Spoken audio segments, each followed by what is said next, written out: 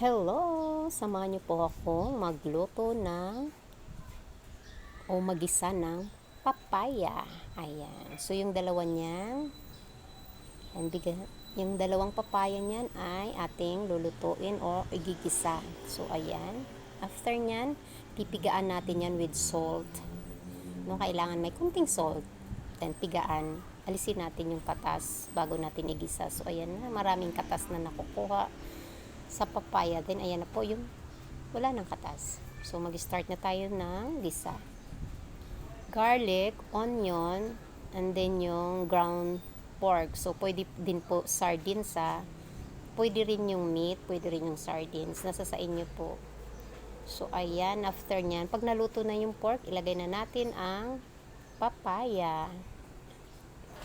Halu-haluin lang yan sa tingin yung ano. So, lagyan natin siya ng pwedeng oyster sauce, pwedeng soy sauce. Lagyan natin siya ng mga seasoning or pepper. Kung mahilig kayo sa spicy, lagyan nyo ng chili flakes or paprika. So, ganun lang po yung kasimple. Kung marami kayong papaya at hindi nyo alam paano ang pagluto yun, try nyo to, masarap siya. So, ayan, gisa-gisa lang yan. Haluin mo lang naman siya eh. Pwede din yung lagyan ng konting vinegar. So, ayan na po, nilalagyan na natin ng bell pepper. Tapos na po tayong magluto. Ayan.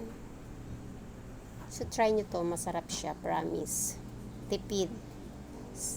Ayan na po. Thank you for watching, everyone. See you in my next video. Enjoy. Huwag po skip ang ads. Thank you.